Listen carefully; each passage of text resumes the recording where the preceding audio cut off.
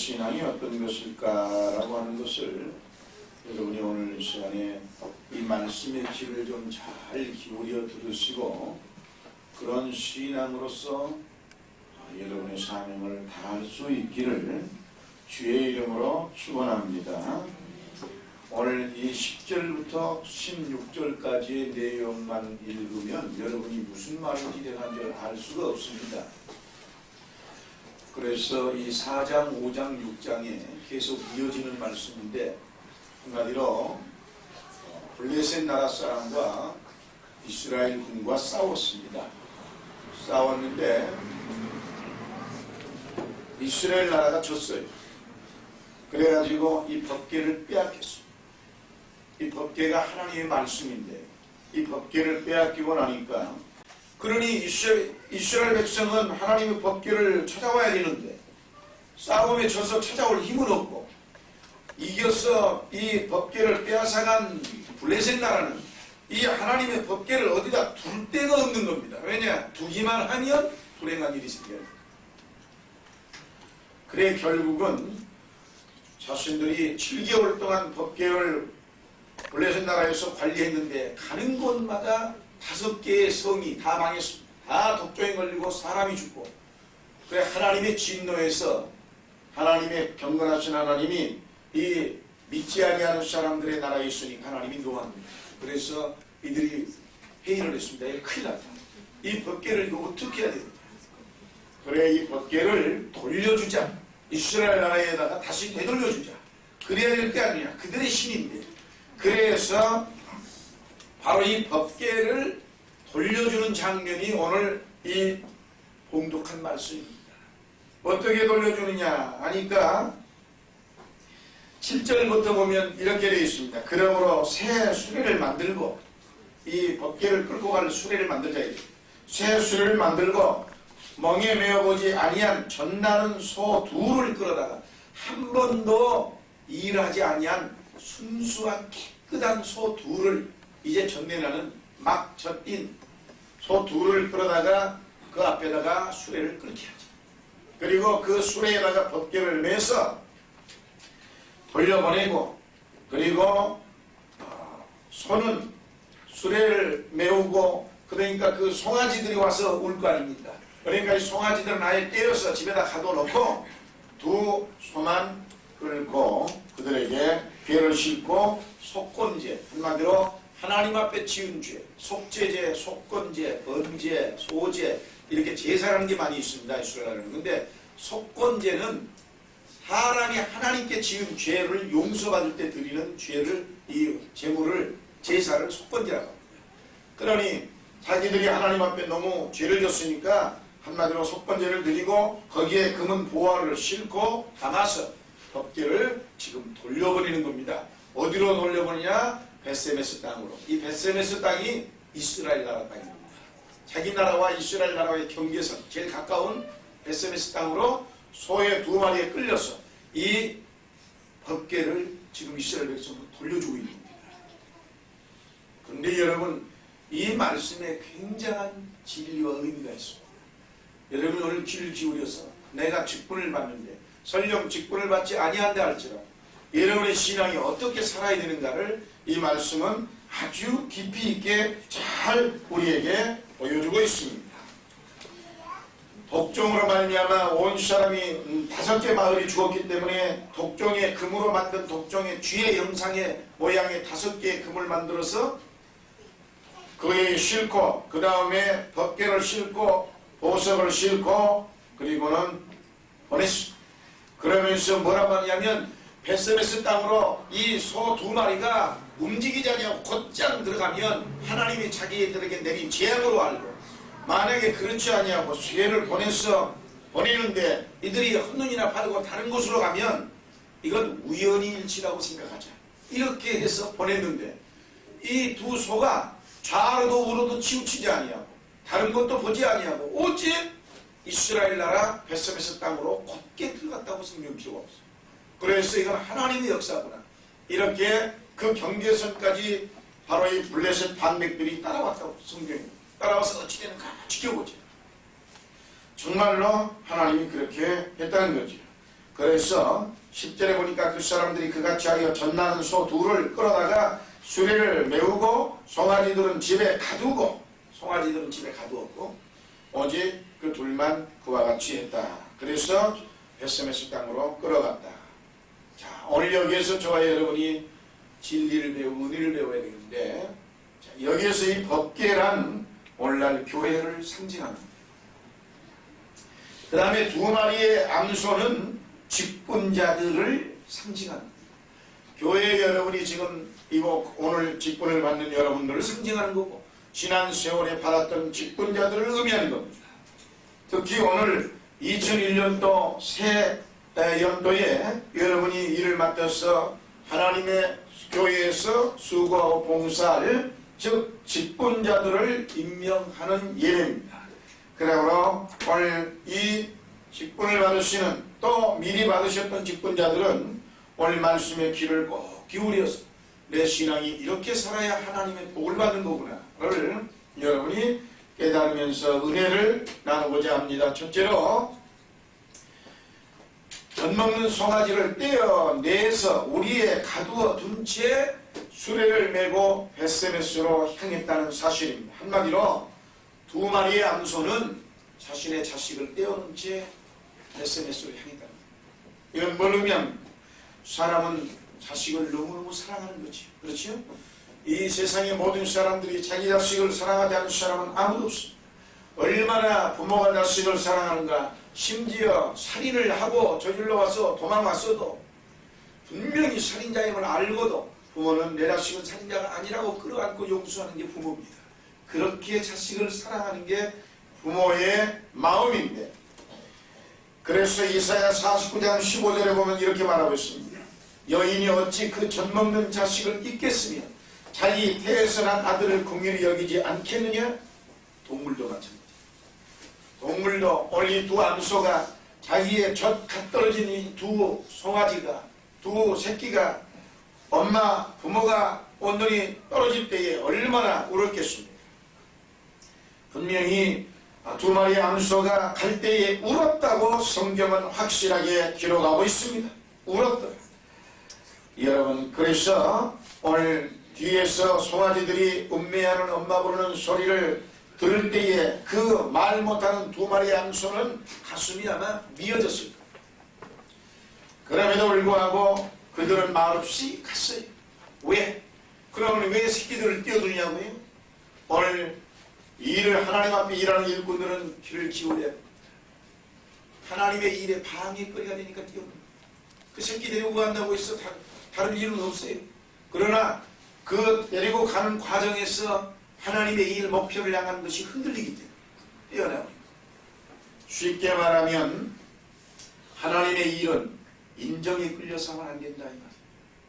직분을 맡은 여러분들, 교회 일을 하는데 우리가 이제 없다 보니까, 사람도 없고 어렵다 보니까 어린아이 신방인이 어찌해야 할 때마다, 하나님 일할 때마다 어린아이도 데리고 가고 이러는데 있어서는 안 돼요. 원칙은 성경에서 그걸 용납하지 않습니다. 왜냐? 하나님의 일에 방해거리가 되기 때문에 안 됩니다. 하나님의 일꾼들은 하나님의 일에 방해가 되는 것은 임정도 사정도 잘라야 돼요. 완전히 하나님의 일에 정력을 기울여야 하는 겁니다. 창세기 12장 1절에 보면 하나님께서 아브라함을 부를 때 뭐라고 했어요? 아브라함아, 내 본토 친척 아비 집을 떠나 내가 지시할 땅으로 가라. 그리하면 내가 너를 큰 머리가 되게 할 것이요 내 이름을 창대게 할 거라고 그랬는데, 여러분, 아브라함이 아유 하나님 그럴 수 있습니까? 내가 75년 동안 자라온 내 정든 고향이고 내 몸과 같은 곳입니다. 그리고 내 사랑하는 일가 친척 부모 형제 다 있는데 그걸 버리고 떠나라니요. 내가 평생 먹고 살 수 있는 재산 다 모아놨는데 이걸 버리고 떠나라니요. 말이 안 됩니까? 하나님 이럴 수 있습니까? 하나님이라는데 가지고 가면 어떻습니까? 그리고 이거 가지고 가면 어떠냐고요. 충분히 그렇게 변론할 수 있습니다.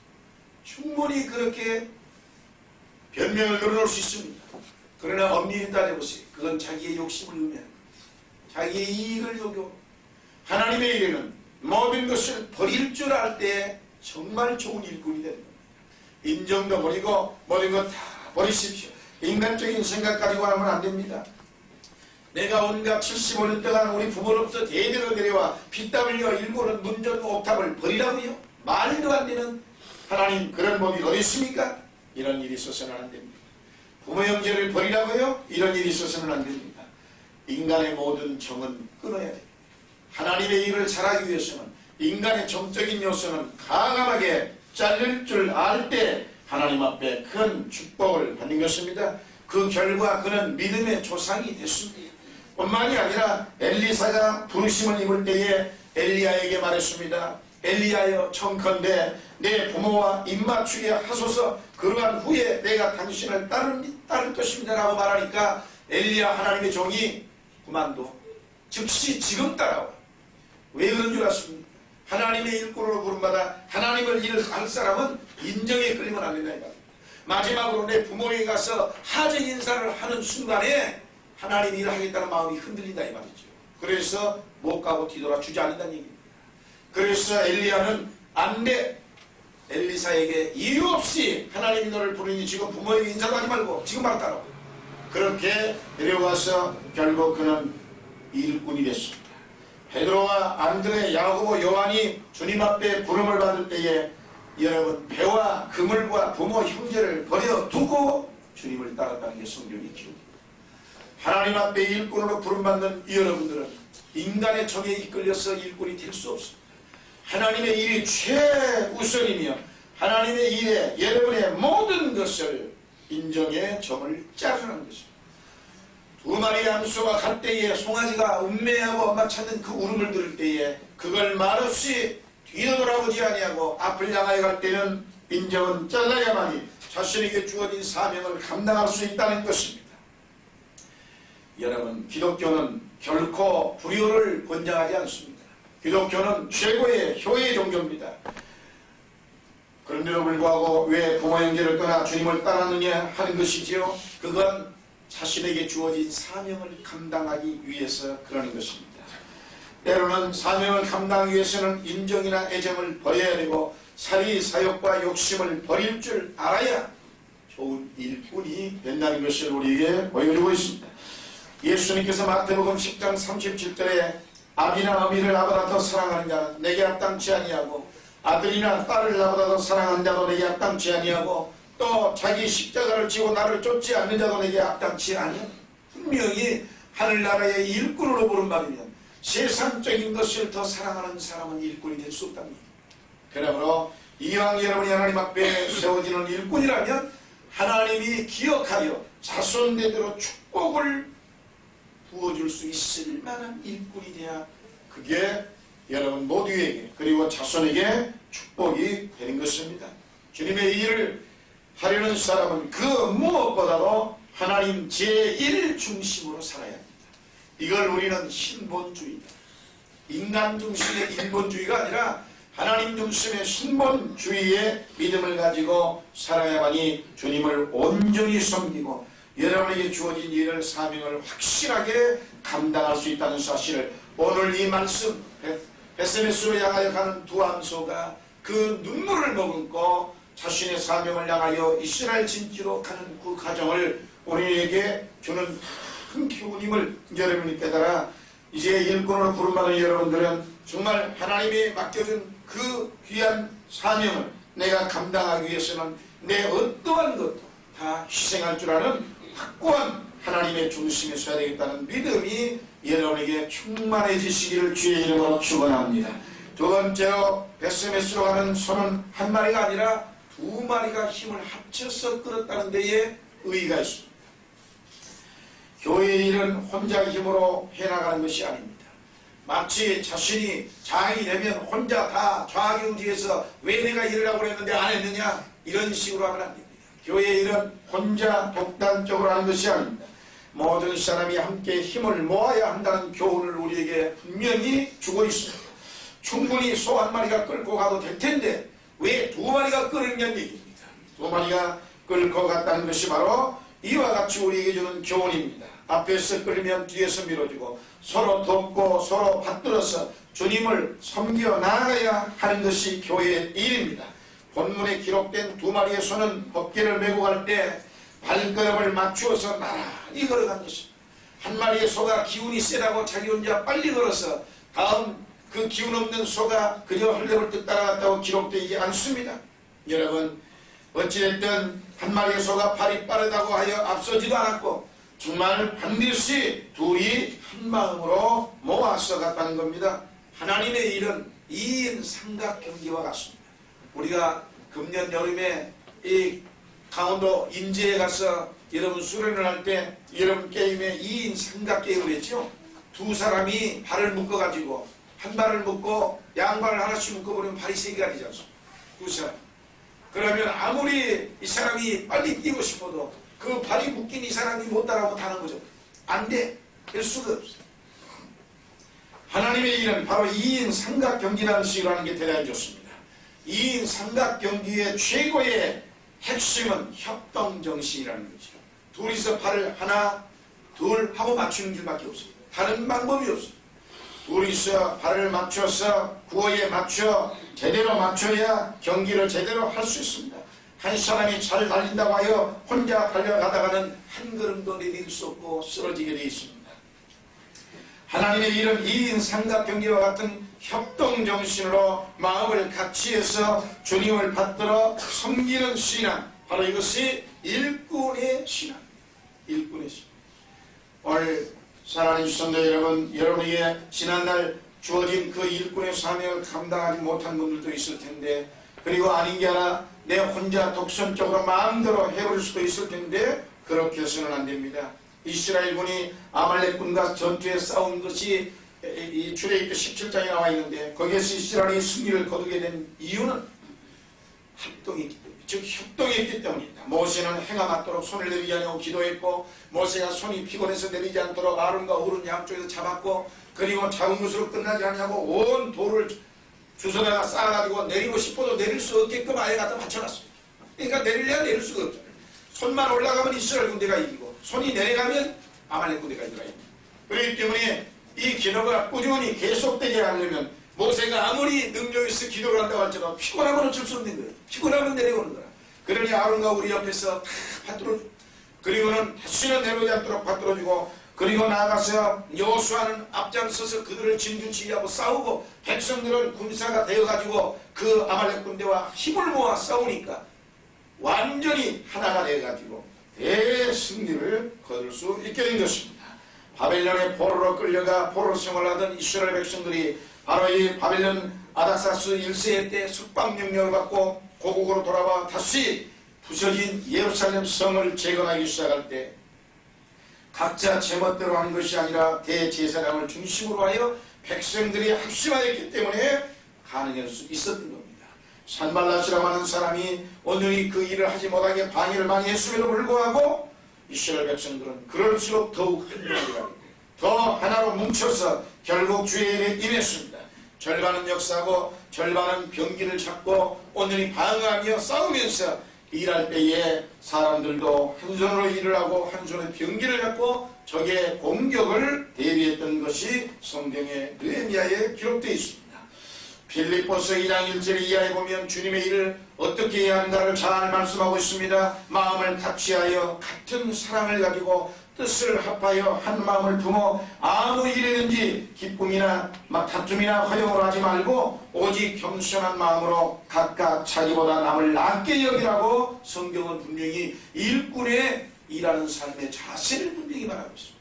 사랑하는 성도 여러분, 재직들과 성도들은 서로 마음을 합하여 협동해서 하나님의 뜻을 이루어드리며 하나님의 말씀에 순종해야 된다는 것이 성경의 기록입니다. 우리가 한문으로 협동을 쓸 때 여러분 그 글자에는 참 좋은 뜻이 담겨 있습니다. 이 화할협자 한 가지 동자인데, 화할협자는 여러분이 잘 알다시피 열십자 변에 힘력자가 3개라. 열십자 앞에 있고 뒷면에 힘력자가 3개인데, 한마디로 십자가 앞세워 힘력자가 3개는 위에 있는 힘력자는 하나님의 능력을 의미하는 것입니다. 밑에 있는 2개 힘력자는 사람이 힘을 합칠 때 협동정신을 의미하는 겁니다. 즉 십자가를 앞세워 하나님으로부터 능력을 받아 사람이 힘을 모아서 주님의 영광을 위해 일하라. 그것이 협동입니다. 그래서 이 동자가 한 가지 동자인데 여러분 동자의 한 울타리 안에 이 한인자의 이구자입니다. 그러면 한번 생각해 보세요. 한 울타리 안에 있는 사람은 한 입 가지고 똑같이 이구동성 같은 말을 해야 한다. 그래서 마음을 모아라. 그래야 협동이 생깁니다. 한 울타리 안에 있는 한 사람이 입은 하는데 각각 할 수 있다 했다가 할 수 없다 했다가 엉터리 소리를 다 내버리면 안 된다. 그래서 협동이란 한마디로 십자가를 앞세워 하나님이 주시는 능력을 받아 왜 사람들이 힘을 모아 서로 협동해서 똑같은 사랑의 말을 할 수 있다에 한 입술로 말하면서 이 일을 전진해서 하나님께 영광을 돌리라라는 뜻입니다. 그러므로 사랑하는 성도 여러분, 우리는 어떤 일이든지 한 말을 우리가 할 줄 알아야 돼요. 전부 다 할 수 있다고 말해야지. 일꾼들이 하나님의 이런 일을 해봅시다 그러니까 자기의 먼저 합니다. 내가 이렇게 하면 내가 힘이 들고 내가 물질을 넣어야 되고 내가 시간을 넣어야 돼. 난 못해. 이런 사람은 이미 일꾼에서 떠나야 돼. 이런 사람이 일꾼이다. 일꾼의 자격 기본이 안 돼 있어.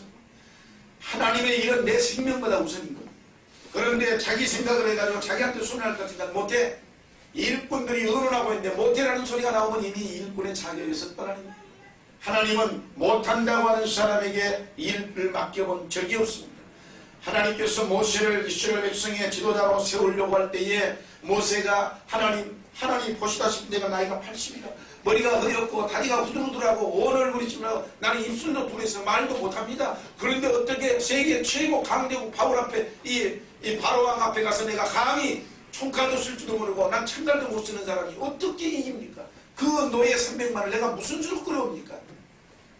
하나님이 얼마나 화를 내고 노를 받은지 말도 못합니다. 왜 할 수 없단 말이야?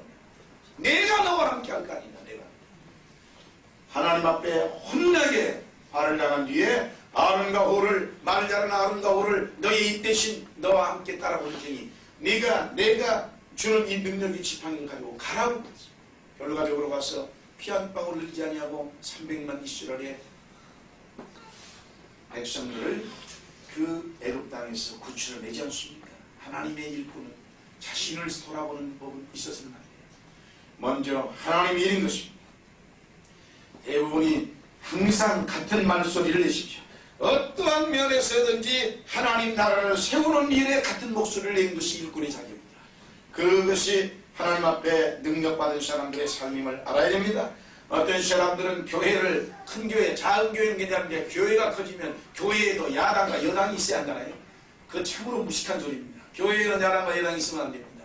정치에는 야당과 여당이 있어야 될 줄 모르지만 정치는 나라나 모든 정치는 인간이 다스리는 거지만 교회는 하나님 다스립니다. 하나님 이 나라에는 여당과 야당이 없습니다. 교회의 원리는 그렇지 않습니다. 교회는 뭐라고 그래요? 십자가 군병이라고 그래요. 우리를 누구라고 그래요? 십자가 군병이에요. 여러분 군대에 지휘체제가 두 개는 있을 수 없는 거예요. 군대는 오직 상명하복의 일사천리의 하나의 체제인 겁니다. 예수 그리스도가 우리의 총사령관이고 우리는 그들의 부하들입니다.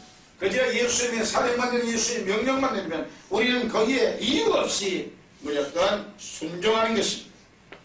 그랬을 때 우리는 가는 곳마다 백전백승 싸워서 이길 수 있는 것입니다. 그러므로 하나님 명령이 떨어지면 교역자와 장로님, 권사님, 집사님, 성도님들은 하나같이 한 입이 되어 한 목소리를 말하고 한 마음이 되어 하나님의 일을 열심히 할 때 바로 그 교회는 하나님의 축복을 받아 부흥되고 성장되어진다는 사실을 알아야 합니다. 페르시아에는 이상한 새가 있었다는 일이 있습니다.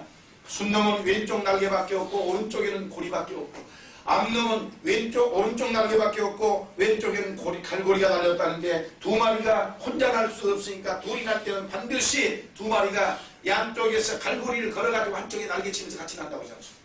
한마디로 협동하면 나를 수 없는 새도 날는 즉 불가능도 가능하게 되는 기적이 일어난다. 협동정신이 이루어지지 아니하고는 교회의 일은 되지 않습니다.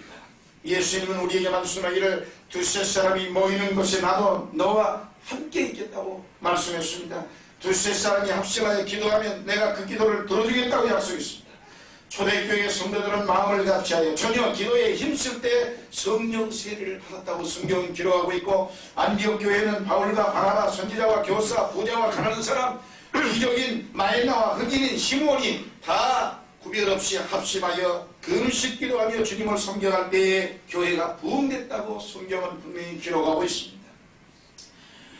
여러분, 우리 교회도 모든 죄직들과 온 성도들이 합심하여 기도하여 멍에를 메고 서로 협력하여 힘써 주님을 섬겨나갈 적에 놀라운 부흥이 일어나서 주님의 일을 더 많이 하고 정말로 하나님 앞에 선교에 힘쓸 수 있는 그러한 역사가 되어지기를 주의 이름으로 축원합니다. 세 번째로 베스메스로 가는 손은 좌르나 오르나 치우치지 아니하고 오직 앞만 보고 갔다고 성경은 기록하고 있습니다. 무엇을 의미합니까? 치우치다란 말은 히브리어로 수로인데 이건 빗나가다 또는 기울다 떠나가다 이런 뜻입니다. 한마디로 베스메스를 향하여 가는 사명 맡은 두 손은 자신들이 지금 가면 죽으러 가는 거예요. 그럼에도 불구하고 뒤돌아서지 아니했고 이유를 내지 아니했고 자기 옆길을 보지 아니하고 좌우나 오르나 치우치지 아니하고 하나님이 자신에게 준 그 법궤를 이스라엘 베스메스 땅까지 옮겨놓은 것이 그의 사명이기 때문에 거기를 향하여 오직 목숨 걸고 앞만 보며 전진해 갔다는 사실입니다. 하나님의 말씀에는 철저한 순종만 있을 뿐인 겁니다. 신명기 5장 32절에 보면 그런즉 너희 하나님 여호와께서 너희에게 명령하신 대로 너희는 삼가 행하여 좌로나 오르나 치우치지 말고 너희 하나님 여호와께서 너희에게 명하신 모든 도를 행하라. 그리하면 너희가 삶을 얻고 복을 얻어서 너희의 얻은 땅에서 너희의 날이 장구하리라.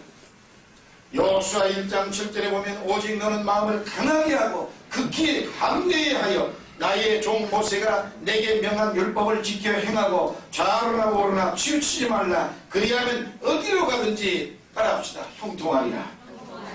분명히 하나님은 약속하기를 좌로나 오르나 치우치지 아니하고 힘들다고 치우치고 좋다고 그렇지 아니하고 이런 인생은 보나 안 보나 항상 삼류인생, 이런 인생은 보나 안 보나 항상 하류인생.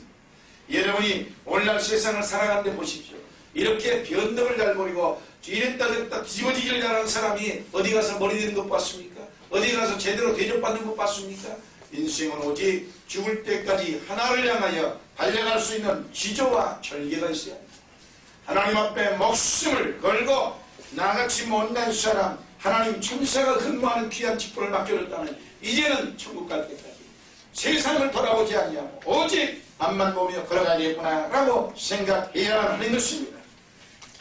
한마디로 분명히 베스메스로 가는 소들이 뒤에서 송아지들이 젖을 달라고 울어대도 그들은 쓰린 가슴을 움켜쥐고 뒤를 돌아보지 않았습니다. 좌우를 돌아보지 않았습니다.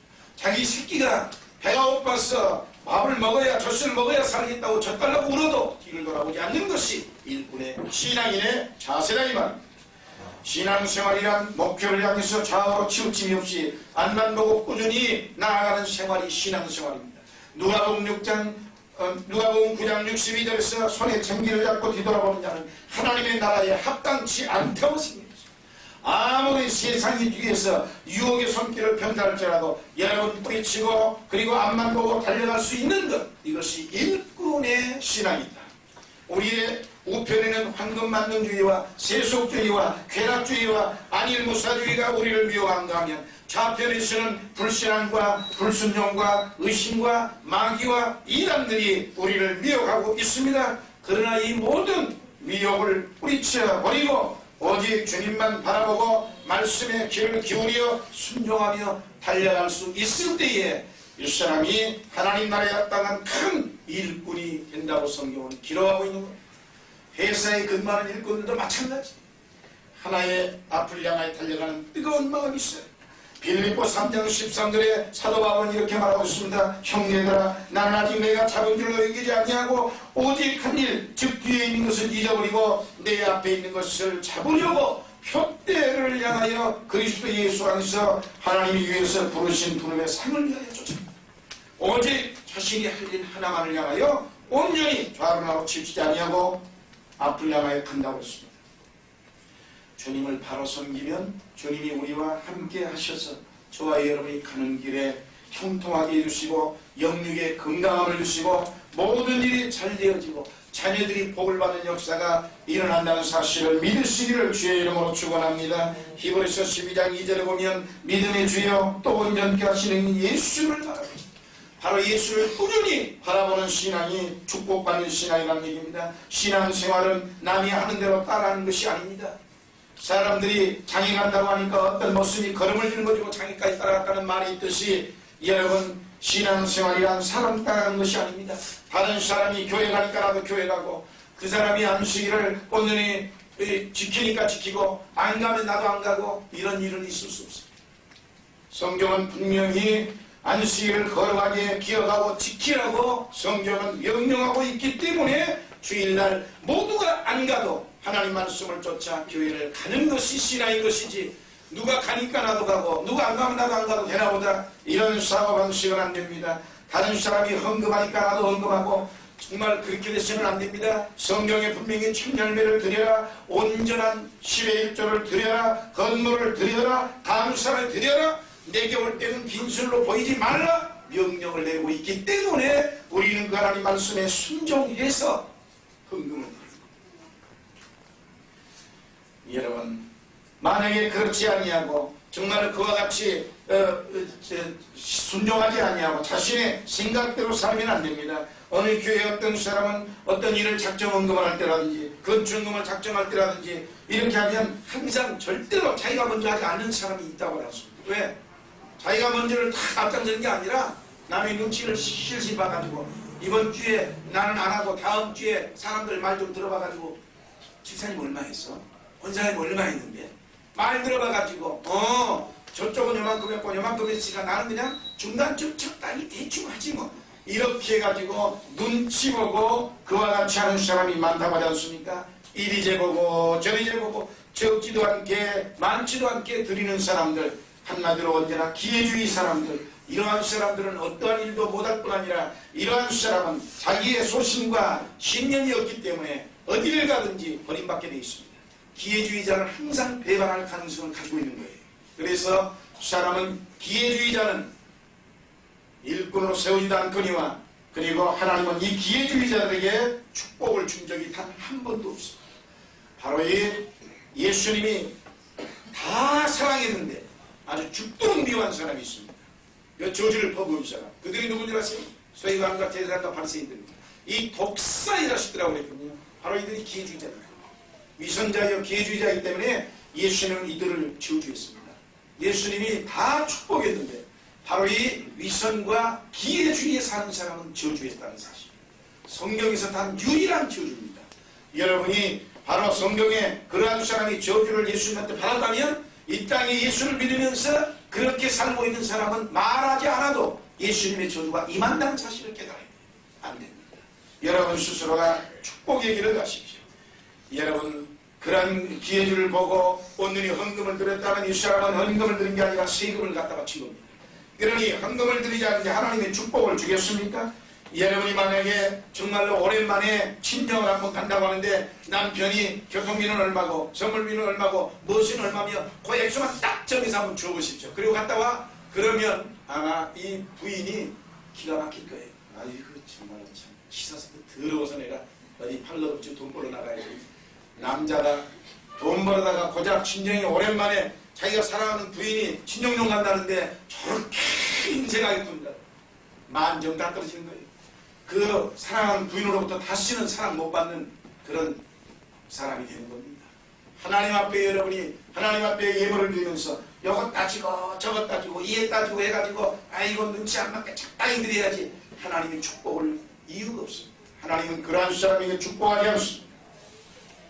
사랑하는 성도 여러분, 하나님 앞에 우리가 물질을 드릴 때는 우리가 하나님 앞에 받은 바 은혜에 감사해서 정말 감격해서 하나님 앞에 그 마음으로 넘치도록 드리고도, 아이고 하나님 내가 내 편상 이렇게밖에 못 드린 게 내가 죄송합니다, 이런 마음으로 드려야 하나님 좋습니다. 그래야 여러분이 하나님 앞에 하나님을 감동시켜야지. 사람과 비교해가지고 저만큼 드렸으니까 나는 요만큼 하면 맞는 거지 뭐. 저 사람은 나보다 재산이 10배 많은데 나는 거기에 10분의 1만 드리면 되는 거지. 이런 사고방식 같은 것입니다. 이것은 축복받을 사람이 갖는 신앙은 아닙니다. 성경을 가르쳐서 우리는 정경이라고 그러죠. 정경을 여러분 헬라어로 캐논이라고 합니다. 우리가 해도 요즘은 일본에서 캐논이라는 말이 많이 나오지 않습니까? 뭐 사진기도 캐논이니 무슨 캐논 회사니. 그런데 사실은 이 캐논이라는 말은 경계라는 뜻입니다. 한마디로 잣대다 이 말입니다. 표준, 스탠드. 표준이고 잣대고 기준이 된다 이 말이에요. 성경은 인생 전체의 표준입니다. 성경은 모든 것의 기준이 되는 거예요. 한마디로 이 표준. 여기에 맞춰서 우리가 하나님 앞에 철저하게 그 척도에 보고 우리가 그 신앙으로 살아가는 겁니다. 신앙생활이란 한마디로 척도가 되는 하나님의 잣대를 가지고 하나님의 말씀을 그대로 순종하는 것이 신앙생활이다 이 말입니다. 그러므로 여러분 사람 바라보지 말고 사람 따라가지 말고 오직 주님만 바라보고 주님 말씀만 따라가며 아멘으로 순종하여 신앙생활을 바르게 하여 SNS로 가든 이 황소와 같은 암소와 같은 그러한 좋은 일꾼이 되시기를 주의 이름으로 축원합니다. 마지막으로 이 법궤를 메고 간 수소는 죽었어요. 번제물이 됐다고. 14절에 보면 이렇게 되어 있습니다. 수레가 베세메스 사람 여호수아의 바 큰 돌 있는 곳에 이르러 도착했다 이 말이지. 선지자 무리가 수레의 나무를 패고 그 수레의 나무, 자, 이 소가 지금 끌고 온 그 수레를 다 산탄이 쪼개가지고 불로 다 불쏘시기로 다 쪼개가지고 그 소를 끌고 왔던 그 암소를 번제로 여호와께 드렸다. 한마디로 다 잡아서 각을 떠서 드렸다 이 말입니다. 사랑하는 성도 여러분, 교회 직분이란 결코 명예직이나 권세직이 아닙니다. 실제로 정말 분명히 자기를 희생하며 십자가를 지고 가는 봉사직인 겁니다. 베세메스로 갔던 암소가 송아지들을 떼어두고 법궤를 싣고 좌우로 치우치지 아니하고 앞만 바라보고 가서 마침내 그 사명을 다한 다음에 수레를 불쏘시기로 삼아가지고 자신은 화목제물이 되어서 살과 가죽과 뼈 하나도 남김없이 온전히 하나님 앞에 번제물로 드려지게 됐다는 사실을 오늘 우리는 꼭 기억해야 됩니다. 오늘 재직을 미루는 모든 성도님들은 주님의 몸된 교회를 위해 땀 흘려 봉사하며 여러분 시간과 물질을 드릴 뿐만 아니라 하나님이 허락하시면 순교의 제물이 되어야 하는 것입니다. 사람이 딱 한 번 죽는다는 건 어찌 보면 쉬운 일인지 모릅니다. 그러나 날마다 삶 속에서 내가 죽고 희생하는 건 결코 쉬운 일이 아닐 수 있습니다. 그렇지만 성경은 죽도록 충성하라 그리하면 내가 생명의 면류관을 내게 주리라고 우리에게 말씀하고 있습니다. 우리가 맡은 사명 잘 감당하고 충성하면 하나님께서 여러분의 삶 속에 건강의 복과 형통한 복과 자손이 잘 되는 복을 주실 줄 꼭 믿습니다. 그러므로 오늘 사랑하는 임직자 성도 여러분, 우리는 주님을 일을 하는데 이제는 인정과 사정을 버리십시오. 한마음 한둘이 되어 주의 일을 하십시다. 사람 바라보지 말고 주님만 바라보고 말씀에 굳게 서서 앞으로 달려나갑시다. 직분이란 명예나 권세가 아니라 실제로 일하고 봉사하고 희생하는 직분이고 정말 내 목에 태인 십자가 바로 지고 끝까지 주의 뒤를 따라감으로 면류관을 받으시는 저와 여러분의 생애가 되기를 주의 이름으로 축원합니다. 하나님 나라의 일꾼임을 기억하게 하시고 내가 움직이는 것에는 하나님의 이름이 움직이고 교회의 이름이 움직이고 예수님이 움직인다는 사실을 꼭 깨달았어. 아버지 그 모든 분들에게 영광을 돌리는 복 있는 충성스러운 일꾼들 되게 하옵소서. 이 몸된 재단을 위해서 세움을 받았으니 이 몸된 재단을 위해서 하늘나라 갈 때까지 죽도록 충성하는 일꾼으로서의 삶을 살게 하시고 또 그 옆에 서약서의 내용대로 모든 그 서약의 내용을 그대로 지킬 수 있는 충실한 일꾼을 되도록 하나님 축복해 주옵소서. 예수님 이름으로 감사하며 기도드리옵나이다. 아멘.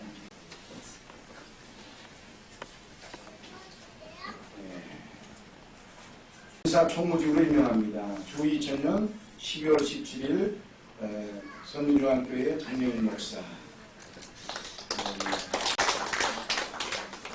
임명장의원 60년 도를 입사해서 이 사람은 공교를 위하여 재정위원직을 임명한 의회 5명입니다.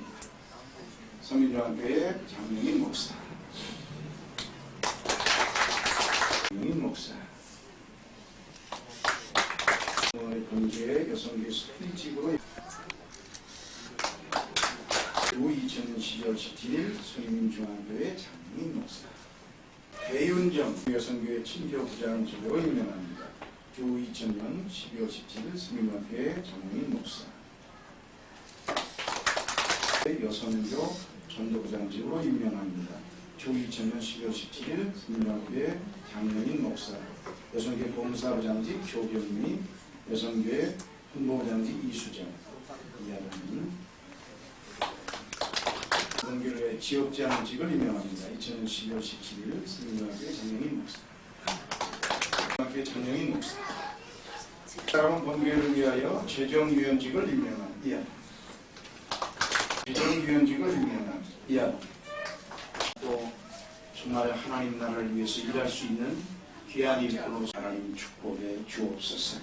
예수님 이름으로 감사하며 축복하고 기도드리옵나이다. 아멘. 한겨레 남선교회 부회장직을 임명한 주 2012월 17일 성인중앙교회 장로인 목사 나는 7월 21일 이 사람은 본교회를 위하여 남선교회 회계직을 임명한 2000년 12월 17일 성인중앙교회 장로인 목사 어디서 이 사람은 본교회를 위하여 남선교회 홍보부장직을 임명한 2000년 12월 17일 성민중앙교회 그 외에 총무직 김명진 봉사부장직 최기호 친교부장직 윤익수 함께 남선교회 일꾼들을 세우게 하시니 감사합니다. 세워진 귀한 일꾼들을 하나님 축복해 주시고 무엇보다 더 건강 주시고 또 하나님을 사랑하는 마음이 뜨거워지게 하시고 주님 앞에 귀한 영광을 돌리는 삶을 살게 하옵소서. 예수님 이름으로 감사하며 축복하고 기도드리옵나이다.